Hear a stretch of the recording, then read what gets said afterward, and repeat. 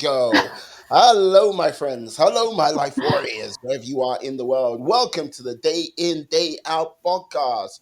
Woo! Today on episode 339, I'm very lucky to have Janine Poland on the podcast. She is the CEO and podcast producer of White Glove Broadcasting. How are you today, my lady? Sir, I am doing just fine. Always nice to be introduced by a gentleman. Thank you, Muyiwa. It's so delightful to be here today. Yes, it's a pleasure having you here. My. You know what? You are one of these people which, dear God, you just make everyone else feel I lazy. I hope that's my uh, goal. That's my I'll, goal. put it this way, like this, like she's been on one or two podcasts, 400 and counting, she told me before this. But yeah, Yeah. now, how does someone with such a, well, illustrious career, busy schedule, managed to get it all done? Because wow, you are a person which gets up and truly gets going. Yes. Yeah. Well, we could go with the very dry, kind of boring answer, and I could label out all those things, or we could have a lot of fun with it. So we're going to have fun with it. All right. You don't Oh, get it all done, and you don't do it all the time. There's no way you can, okay? But as an author of 18 books and having raised 4 children as a single mother and having 112 online courses, how do you build all that out in 9 years? Well, you have routines and you don't do it all yourself.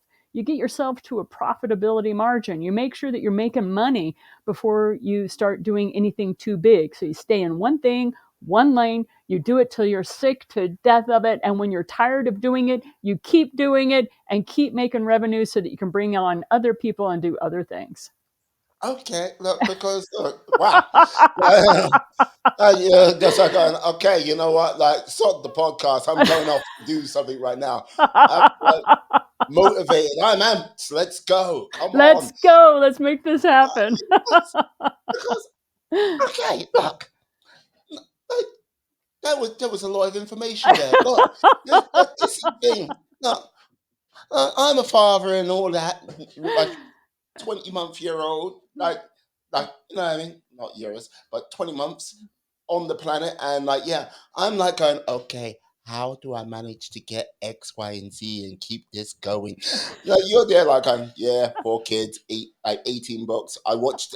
Put it this way, people. I watched a video of her having on another podcast. She only had 17 books. In that space of time, she's got another book under her belt. How, like, okay, how? How? Like what? Like, when you look at it, how do you think this is my day? How do I Okay. manage to get this structured? Come Okay. on. All right. We're going to start. We're going to start with the basics. I recommend that you get online and you go to YouTube or whatever is your favorite video platform and you start listening to people who are highly successful. I mean multi-millionaires, multi-billionaires. And what do they all say? They all say the same thing. And so when I was a college student and had my little dollars to me and I was beginning to build a business, right? The very first thing I remember reading about, because we didn't have YouTube yet, was I remember reading a multimillionaire say, "Don't build a job, build a business." And I thought, I don't know what he's talking about.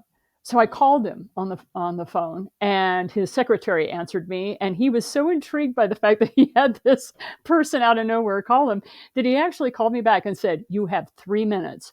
What can I do Oh, for you?"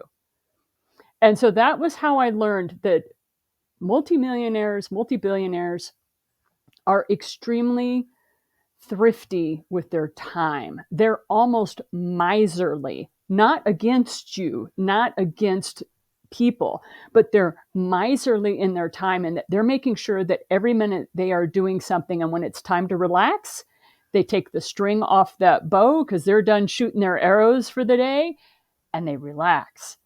So each time, and so you have to gain control of your calendar. So people ask me this all the time. Oh my gosh, Janine, how do you do all the things that you do? And blah, blah, blah. And I'm like, well, I don't do them all the time. And I don't do it every day, but I do have routines. And so the thing is, get control of your calendar. So you say you have a full-time job and you want to build a business on the side. I highly recommend that. Have cash flow coming in so that you can make some mistakes with your business and you don't lose the mortgage payment. Okay. Right. So this is what you do, right? Yes, sir. Yeah. And so what you do is you sit there and you make sure that you have cash flow coming in, but you make sure that you build a business. And a business requires that you don't always sit in front of your next customer or your next client. What you want to do is build the business so that they can go to a website, get what you promised to them, buy it, and you're never in the picture. Now, if they want more of you, then they got to pay more money to get closer and closer to you in the digital space. Now, I don't like that model 100% because I have what we call Open Friday Coffee. And if you don't mind putting that in the links, I will invite your listeners to come on, have Open Friday Coffee with me. They can ask me any question that they need about their business, and I will give them the best answer I can. If it requires a deeper answer than what my books have given, what my online courses have given, or they need some one-to-one help, I will then give them that opportunity. But usually I try to guide somebody to my book. Oh, that's in book XYZ. It's on page such and such. You can go there and read it. Here's the digital version, because if you show up at Open Friday Coffee with me, I'm going to make it worth your while if you ask me a valid question. So that is my gift to your listeners. I hope that Yeah. answered your question. It's given me a lot of information, and like this is the thing. One of the things which really sort of stands out with the sort of like you say like millionaires and billionaires, and I would say yourself are quite miserly with time. Yes. Um, I would I would push back a little bit. I would sort of reframe that. I think you actually understand the true value of time and the power of what time is for an individual person on a day to day. How could you not with like Mm-hmm. having to run a household with 4 kids Mm. by yourself? Now, let's just say they like. It's not like they want your attention constantly. It's like just No, like not at all. They're totally self-sufficient at age 5. yeah, yeah. Yeah. I'm going to make this call to this millionaire. What are you guys going to do? Okay, but you get what I mean. You understand the true value of time, and I think many people, and I'll class myself in that, have like did not really value time until like you know what I mean. All of a sudden, there's not as much free time as there should be. You know. Mm-hmm. So the thing is get control of your calendar. And so you Mm, have the days of the week where you are at work. You have the days of the week where that you are going to be traveling to and from work. You have errands you have to run and all that. And what you do is you block all that out. And people are like, oh my God, you're scheduling me to death, Janine. I want to be more free. I want to be more, have more freedom. And I want more, blah, blah, blah. And I said, you asked me how I'm able to achieve so much. And I answered you and gave you the answer. I am highly structured in my time to a point that I know my children know if it's Sunday at 6 a.m., I'm in front of my computer planning out the rest of my week from 6 a.m. to 8 a.m. on Sunday mornings. If I'm not sitting in my chair, they can be guaranteed I'm on my phone wherever I am planning out my week, doing that on my other digital devices. So they say that that's so structured, Janine. Oh, I couldn't deal with that. And I said, you are sacrificing your freedom for the illusion of the freedom you're experiencing. You think you're free right now because you can just make whatever decision you want, whatever time. Yes, but you are sacrificing your future self security by doing that. And so every millionaire that I have talked to, I haven't yet been able to talk to a billionaire, but every millionaire that I have talked to discusses their calendar and how they are very thrifty when it comes to their time. who gets in front of me, who doesn't get in front of me. And I like to be very open to the world. I like very much to embrace as many people as I possibly can. I do that on Open Friday Coffee. That's one of the freebies. You get to come on. Doesn't matter where in the world you are. I will be happy to listen to you until you start being obnoxious. Or if you start treating my community badly, then I pull the mom card and go, your mama taught you better than that. And I will ixnay you out of the room. uh, Do yeah, not call into Open Friday Coffee and be driving. I will be like, we tell our children all the time not to talk and text. Boop. Call me and come back onto the meeting when you are not driving. I will not tolerate that. I will not have somebody wrecked because they're on Zoom meeting and they're driving, you know. So those are yeah. just some of my rules. And people are like, "Oh, you're so strict." I'm like, "No, I'm structured. I want people to be there and be very present with me because I am there and I'm very present with you right now, Muyiwa. I'm very present with you. There is nothing else I am thinking about because my calendar is so well organized that I know I'm going to have time to do everything I need to do." And that is the first step. There's 3 steps. First step to getting as much done as you want to get done as a creative, as somebody who's building out your life one, brick at a time. The first thing is get control of your calendar. Where are you spending your time? If you don't know where you're spending your time, then that means you're out of control. You're just allowing life, you're a leaf on the wind, you're just floating about. You're really not in any kind of a direction. And then there are 2 other things after that. Uh, Okay. I'm curious. Like, when, like, have you always implemented this in your life from like sort of the get go, or how did you discover it yourself personally? I discovered it for myself personally in 1987 when I got a Franklin planner from Hiram Smith. And it was before it was a big thing, but day planners were just coming into being. And I remember there was a system he used, and I started learning the value of time management there. But then as I came into contact with more and more super successful people, because at the time we didn't have billionaires because our country hadn't made that much money yet, right? We hadn't printed that much. They were multimillionaires, and those were big time people. And the more I talked to them, the more that I watched them checking their watch. I'm sorry, I got to go. I have 7 minutes. What can I do for you? And like in that 7 minutes, they're very focused on you.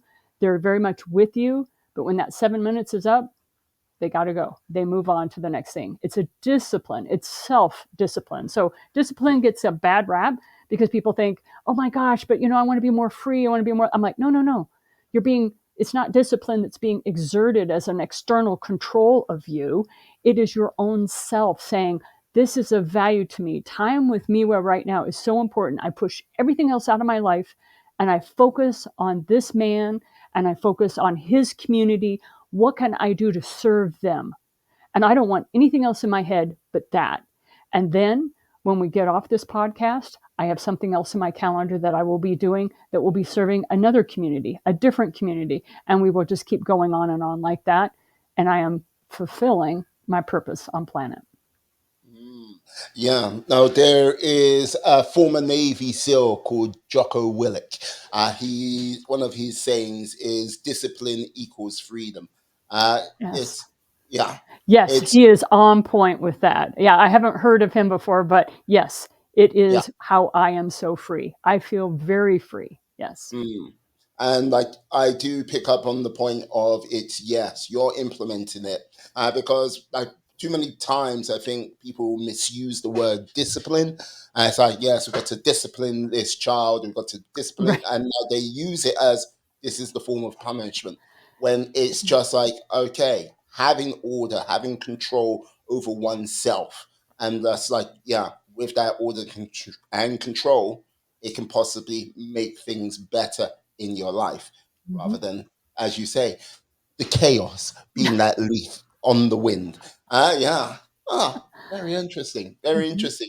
Like you said, there's another 2, like you're like in this list of yours. What is number 2? I have to ask. I've got to know. You got to know? Okay, I've got number to 2 know. is Yeah. your morning routine. Your morning routine defines everything. Now, when you have young children, your morning routine starts at their beck and call, not your own. However, I stay asleep until 9 o'clock in the morning. I haven't had an interrupted night's sleep at all. It's like, yeah, I get to lie in. I really wish I knew that was. Oh, sweet that is memories. my dream. My dream. Just leave me alone. Oh, there you go. Oh, yeah, sorry. I was Yes. carrying on. When you have small children, this is a little bit more difficult to implement, but not impossible. Okay. You know the routine of your child most of the time. Okay. I'm not saying this happens every day, but most of the time, I'd say 90% of the time, I knew about when my children were going to wake up. So when I was first started writing my books, I would go to bed with my children, which was around 9:30. I'd go to sleep. And then I would wake up at 3:30 in the morning and I would write until the first child came tottering out in their pajamas going, I need breakfast. And that was usually 5:30 or 6 in the morning. So get up early and you will hear this over and over. Or if you're a night owl, stay up past the rest of the family for an hour to 2 hours. Mm, This routine that you create for yourself, I have my morning routines and I have my evening routines. Now, sometimes my evening routine, because I am not a night owl, I'm an early bird. So for a night owl, it's like my evening routines are all about trying to get me wound down to be able to go to sleep, right? And I say to people, I can't go horizontal. I can't lay down because if I lay down, I'll pass out because every day I give my all. Like every day I give my all. And it's full on, full court press. And so by the time I get to winding down, it's more like making sure before I go unconscious, the doors are locked and the windows are shut. Did I turn off the coffee pot? Is the kettle off? yeah. These are important things. So then I go around before I pass out because once I go to sleep, I'm gone. I'm just like out. Mommy, wake up. No.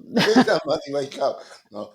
You're not going to see her until 3 o'clock. Wake up, wake up, wake up. No, no, I'm gone until 3:30, and then I wake up and start the day again. Yeah, actually, my mornings don't start now until 4:30. I've given myself an extra hour.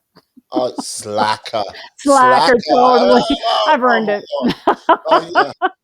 Oh, she's giving all this big talk about this, that, yucky, yak, oh, discipline, this, and everything like this. Yeah, Waking up at 3:30, and now she's like laying in. Oh, totally. Yes. How do I live with myself? how do you live with yourself? It's like, yeah, as you look in at yourself on the camera and the monitor, go, I should be ashamed. uh, oh, dear.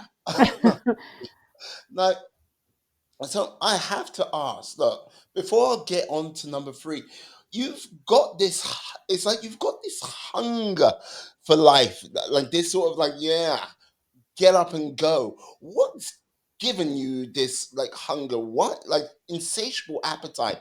What's done this for you? Can you tell us what? How? I was Why? struck by lightning when I was very young.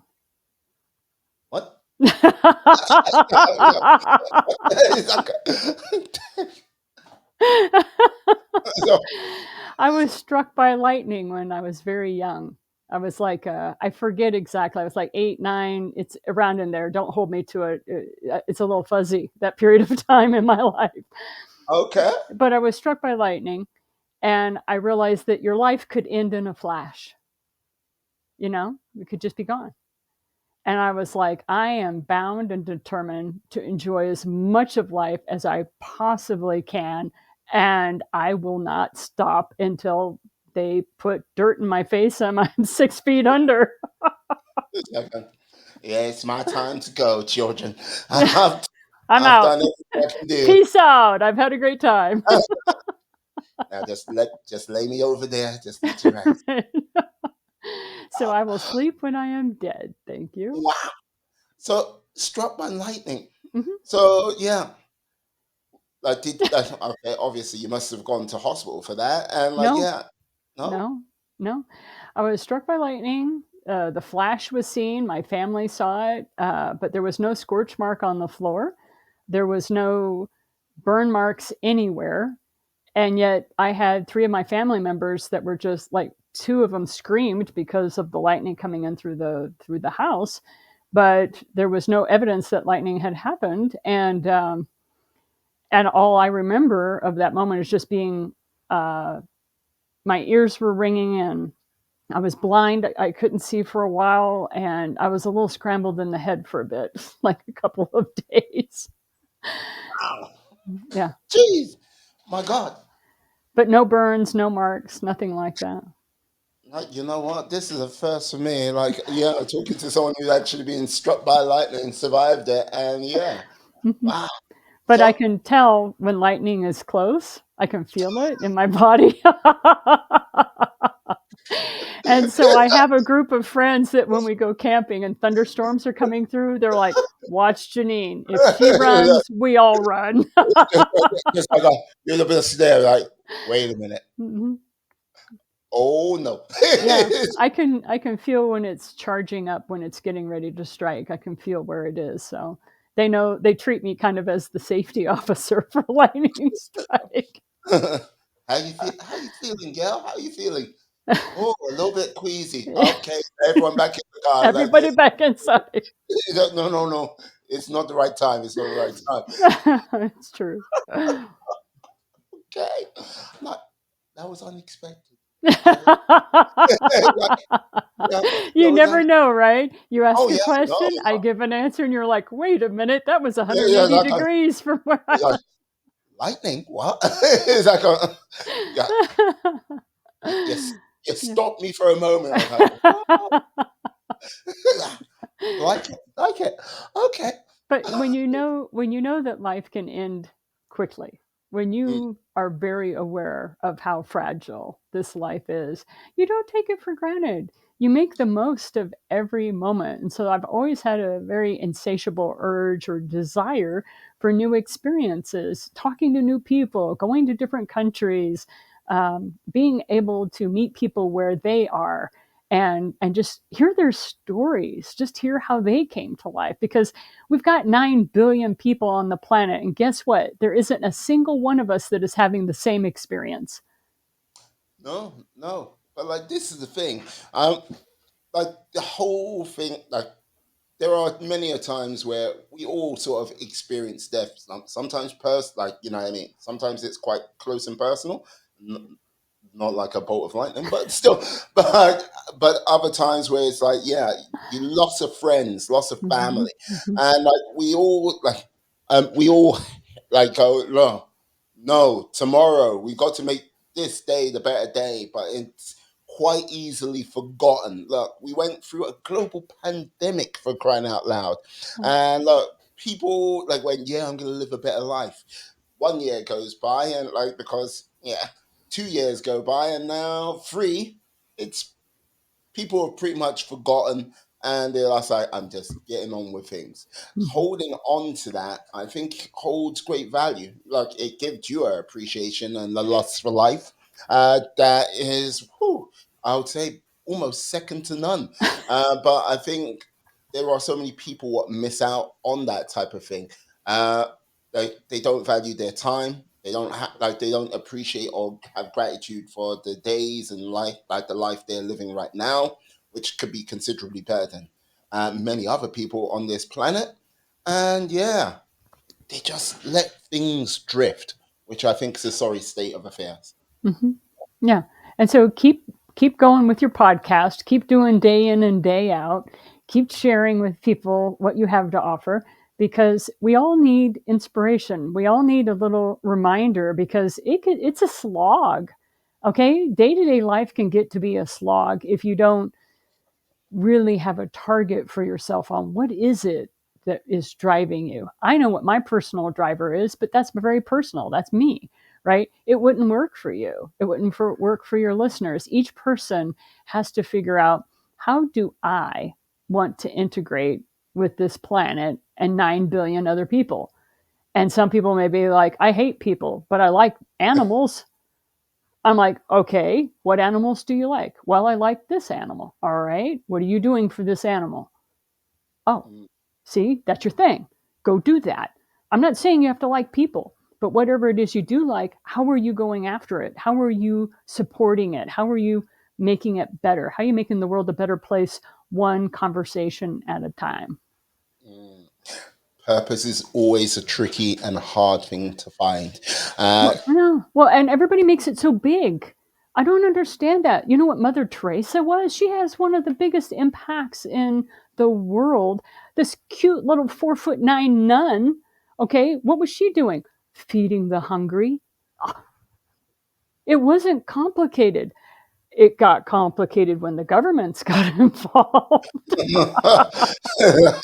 so, like, you know Right? what you're doing here? Let's add a layer of bureaucracy and then another layer of bureaucracy. Because And the then, Roman Catholic Church wasn't enough, right? She needed uh, to have a few more, she needed a few more layers.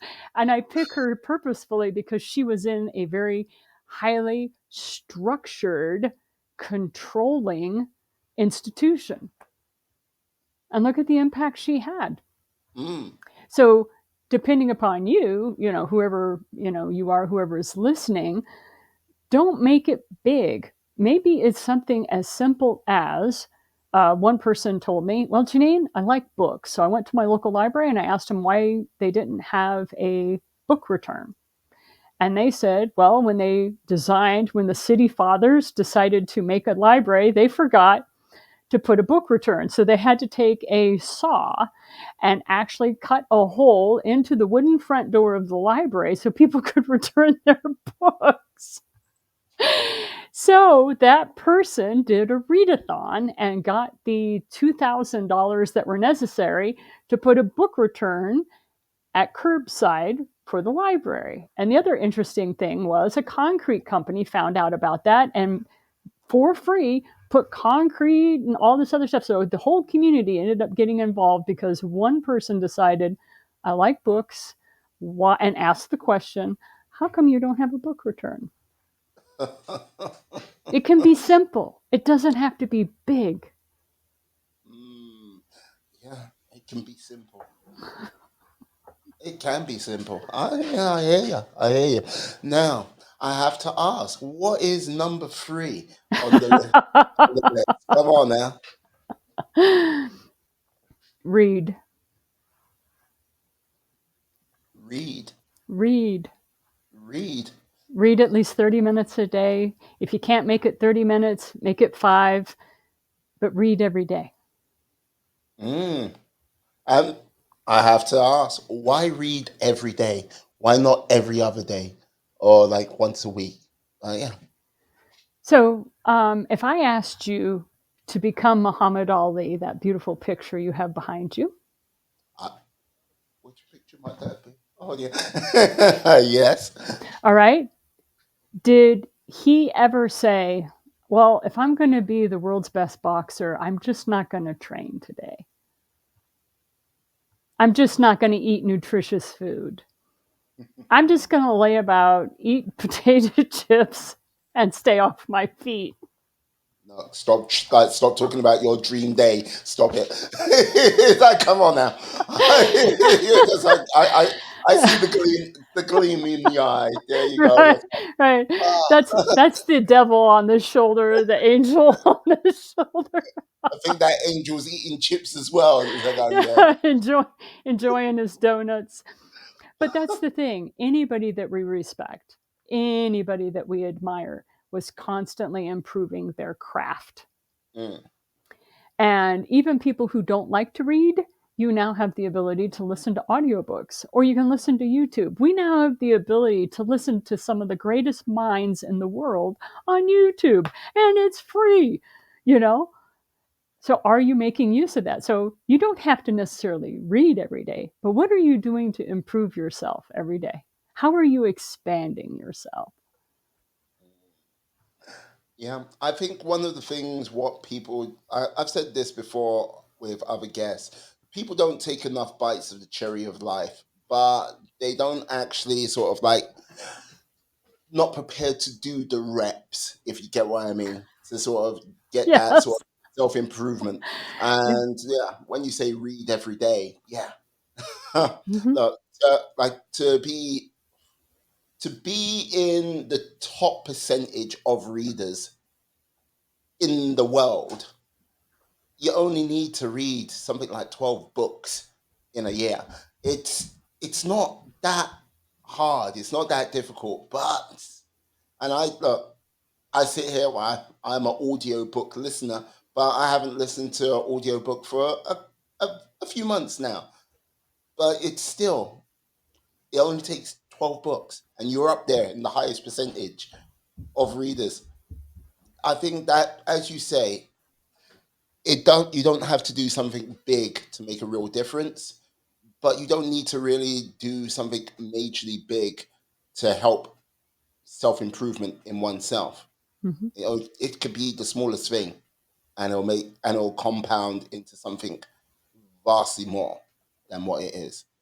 Well, and that's how you improve the world.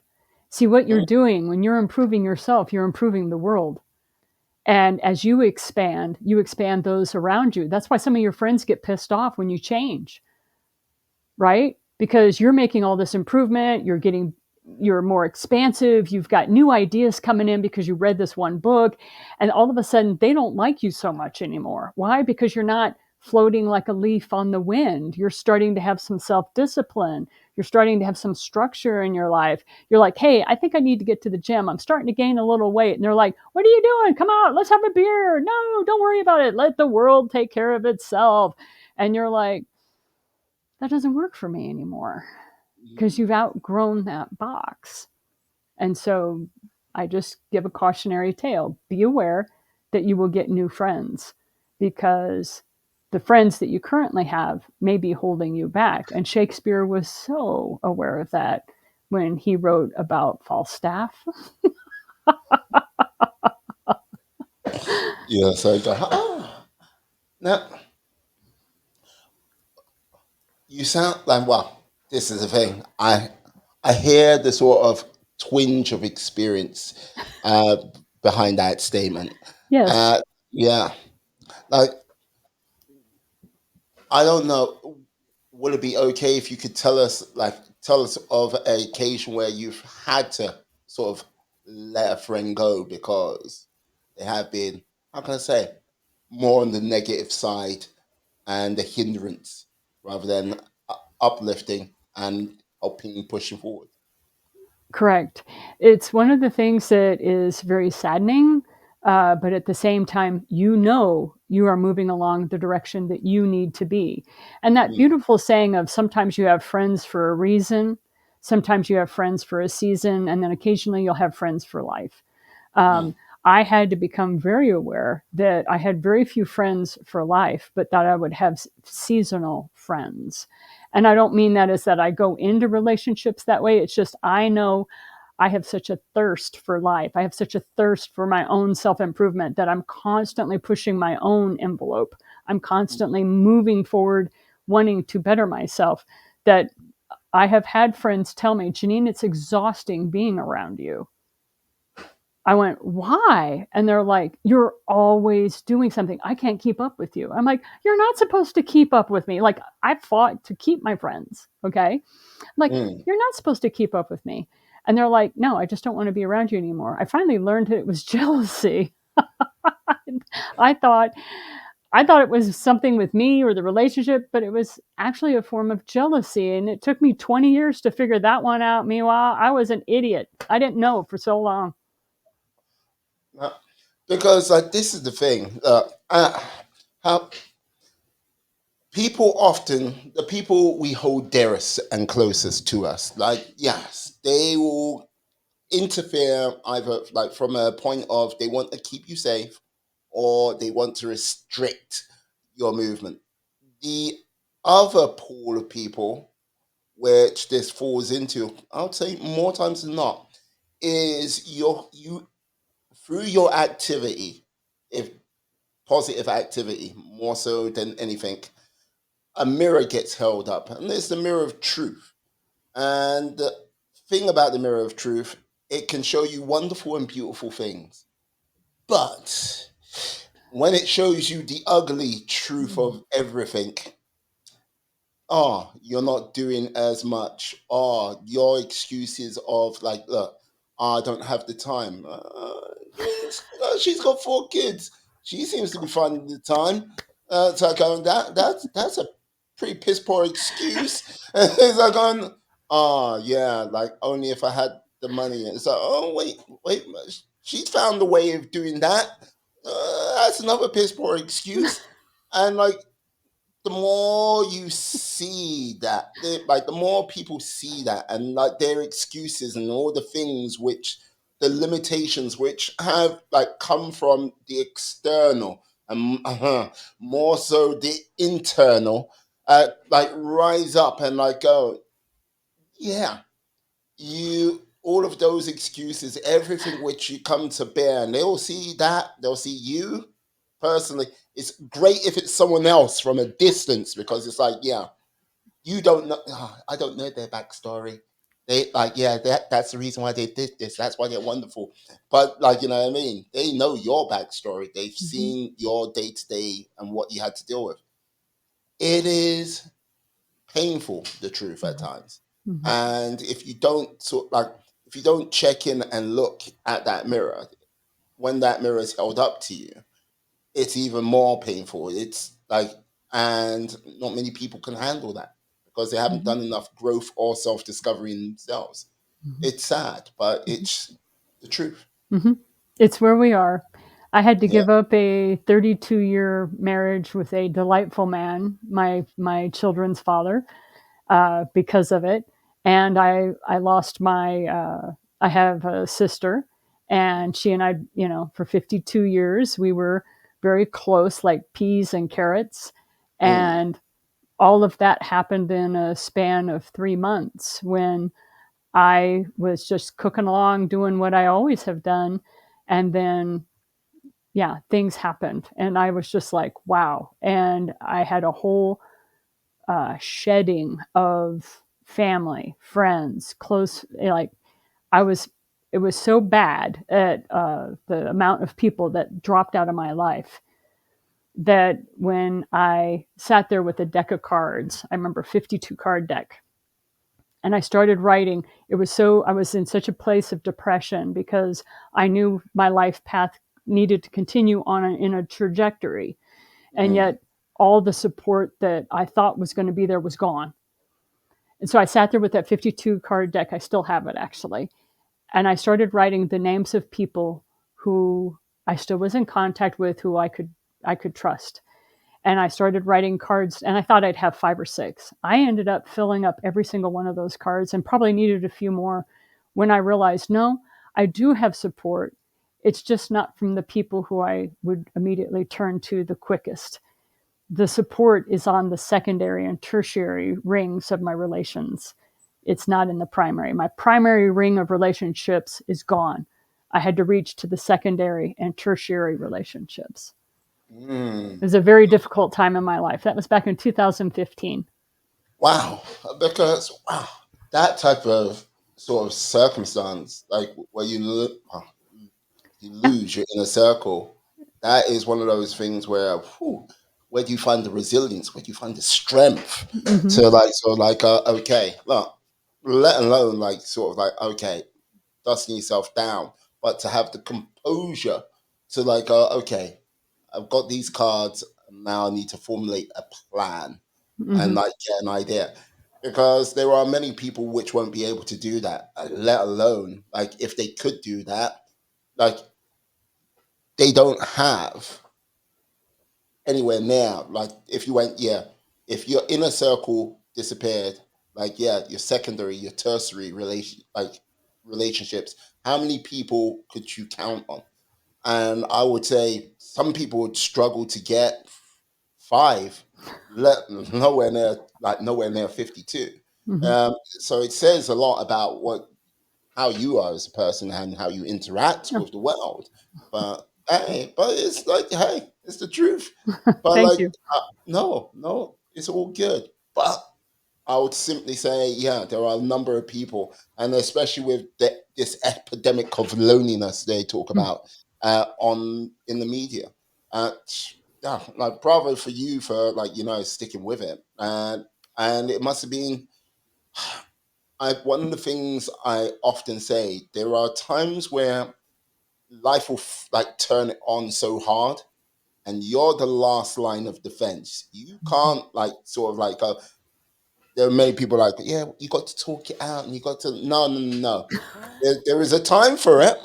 Don't get me wrong. Like That there is was a time for long it. gone. Yeah. Like you're in the trenches, you're in the foxhole, and you got Yeah. to like fight with all your might Mhm. until that time passes.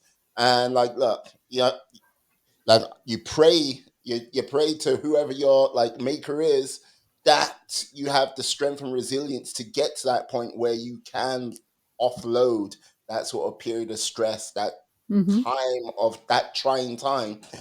But resilience, Mhm. strength, Mhm. fortitude, it's one of those things which is needed. And I think sometimes people forget that there is times where you will be lonely, you will be by yourself, and you've got to fight with all your might to make sure you get through to the next day and the next day after that.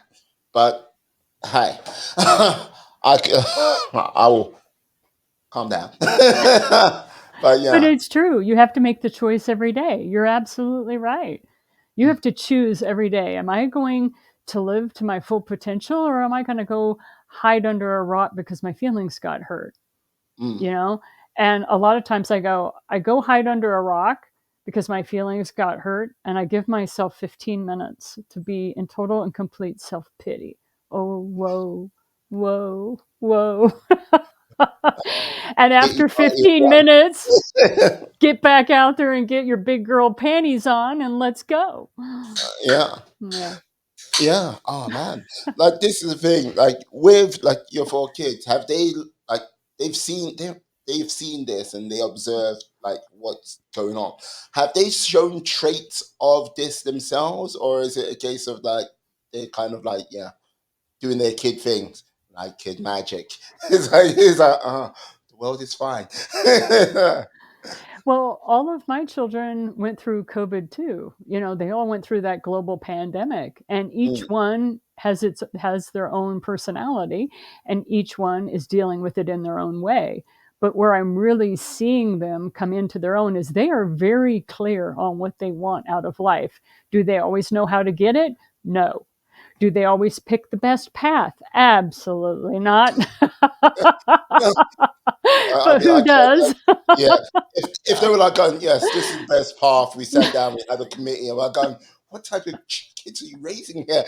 It's like, Right? But they're all figuring it out, and I always tell them, no matter what challenge they're up against, I'm like, "You survived a pandemic. You survived a global pandemic. I don't care what you're going through right now. You have already proven to me your resilience. You've already proven to me your flexibility, your adaptability. Get out there and figure it out. I can't give you answers because the way I was raised, oh, that's gone. The way we were taught how life was supposed to be, gone. None of it matters. Everything previous to 2020, gone. The only thing that's worthwhile and what is appropriate is human nature. That hasn't changed. Human development. That hasn't changed. Human productivity, purpose driven lives, being a servant leader, all of that they've taught from day one of recorded history, still appropriate. But how are you going to do this? How are you going to manage the digital landscape? Go figure that out because that's what humanity is struggling with right now. So go fix those problems. yeah. Yeah. No, it does make me laugh because like this is a thing. Like I think it was like 2 years ago when everyone's sort of having a pop at Friends for like basically being so like sort of backwards and uncivilized. You like when like Friends first came out. Yeah, I was there. It was like yeah, like it was like quite forward thinking and like you know what I mean in there. Not as much as the Golden Girls. Golden Girls was low key, like low key doing a lot of things you don't expect it to do. But if you look back at that time, you go, yeah, living through it, you go, it was a civilized time. Everything made sense. You look at it now from the point of that sort of 2 decades, or almost three, and you like, oh wait, ah, oh, that is a savage time, and now we live in civilized times. I can only imagine what it's going to be like in another 20 years. I look back and go, "Whoa, like this conversation took place in a savage time," and Hmm. now it's like, so it's always one of those things where, yeah, your kids have gone through the world like we went through a world where internet, what the heck is that? You know what I mean? Like, yeah, being able to have any TV show you want on demand, instance, not having to religiously show up at the time that show was going to be Hmm. on, and if you missed it, you did not see it for another 6 months or maybe a year. Like, but yeah, it is such a vastly different world, and I think there are some elements of the world which we live in today is just whoo, so rough and tumble. And I mean, not in like a playful way, in like just like yeah, in a like it's brutality. For sometimes for kids, it's just quite maddening, you know. Well, let's talk about that for just a sec. What Mm. I'd like you to remind yourself, especially as a dad, parenting, trying to do parenting right is not for the weak of heart. No, Try, trying to parent well. no. I feel you. It's So let's uh, just lay that on the table. Number two, I'm just going to say every this. Yeah, I'm terrified. I was like, when people, in America, we have 529 plans, which is money that we can put toward our children's college education and blah, blah, blah. And so we call them 529 plans. And so when I was giving a lot of my lectures and stuff like that, people would say, "Oh, so are you helping your children? You're doing 529 plans?" I'm like, "Yes, but it's not for a college education. It's for their therapy after they've had me for a mom." They're going to need lots of therapy after Yeah, they're done. no, but like this is the thing. Some like this, like okay, people, listen up. This woman, like to go to university, to go to college. She was like, okay, yeah, I'm off. I'm gonna do my college thing. She like, yeah, financed it, financed it all herself, Yeah. and then basically sold Yeah. everything Yeah, to my go. car, my horse, my stereo, everything. Yeah. I showed up to college with a trunk and a bag. I felt a lot like Harry Potter. You had an owl. I That would have been so cool. There you go. Yeah. So So yeah, I started off very basic, but anyhow, so the point that I'm trying to make is when we look back to people that we really admire, like 100 years ago, when we look at historical figures, people we really admire, every day I have something they don't have.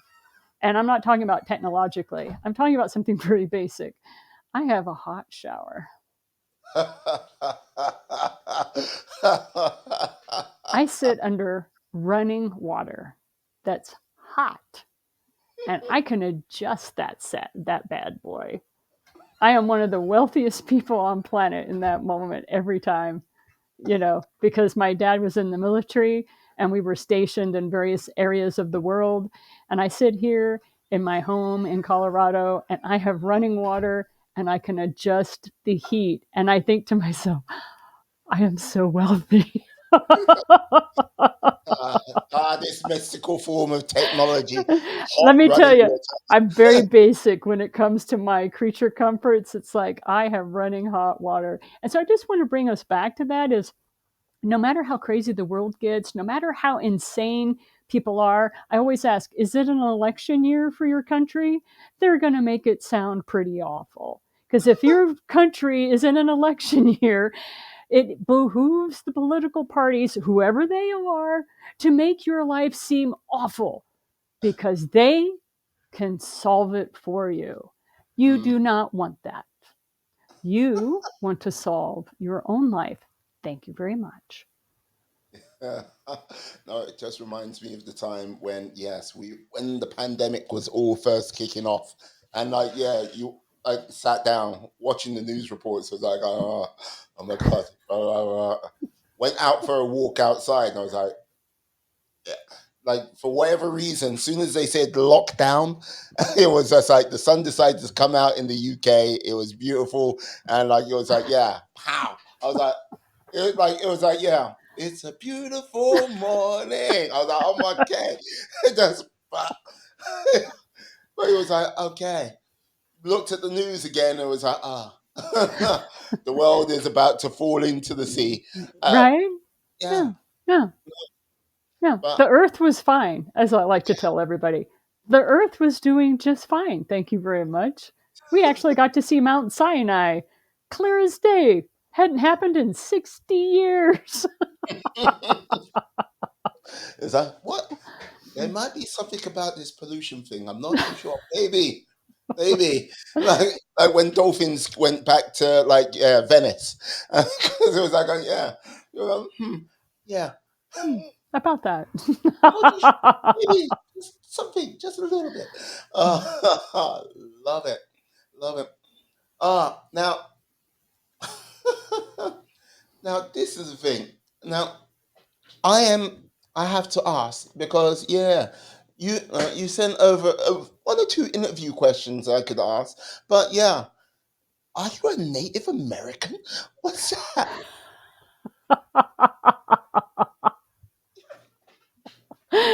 The reason he asked me if I'm Native American Okay. Mm. is because of a series of books I've written on spirituality. And no, I am Irish Catholic. My family came over from Ireland during the second wave of the potato famine. And we were illegal immigrants. We were not even legal. We snuck in through Canada, dropped down from Chicago, got into the meat packing plants, and married in.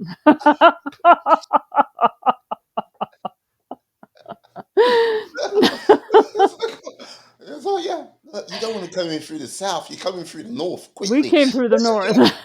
Uh, you get in, marry.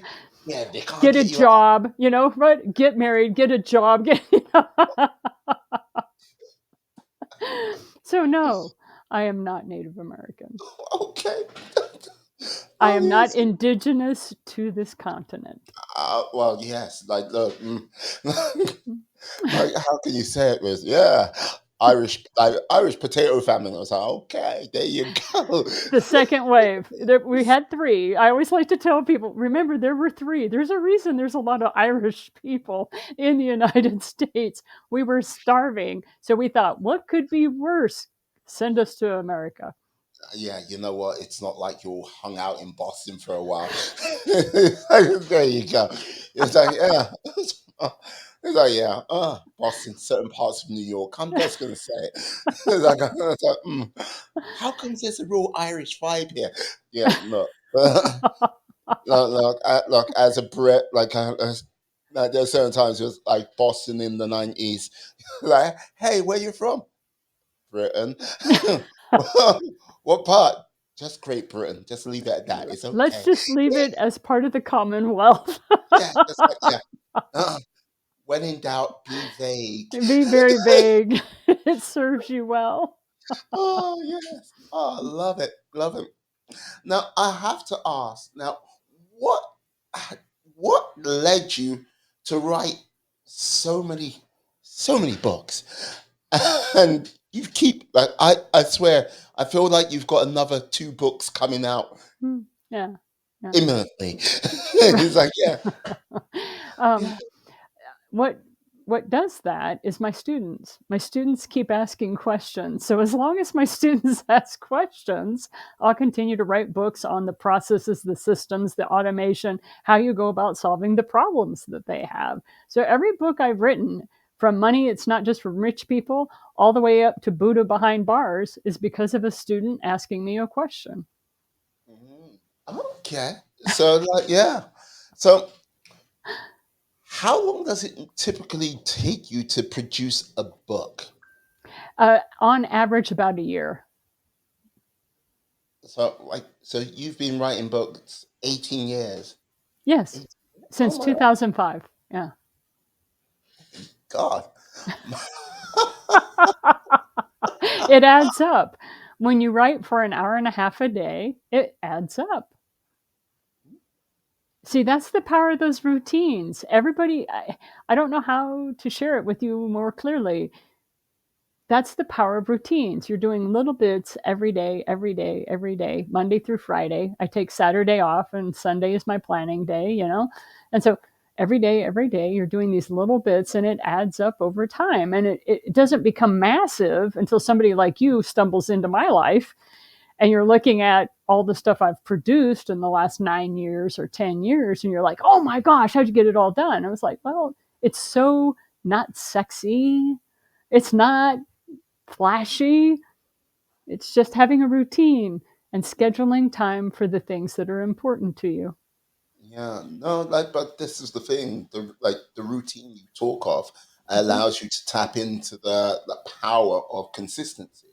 Yeah. And like the whole thing is like people don't realize consistency is one of the most powerful like elements in the whole entire universe. Mhm. Because like okay, if you consistently do bad things will generally happen to you and you'll take you down a bad path. Yeah, randomly something good might come from it, but that's life playing its little tricks on there. Mhm. Consistently do good things will generally come. And yes, as I said, as with the with the good, sometimes bad things will happen randomly, but you are adding always to that sort of pile, Mhm. leading you down a much better path.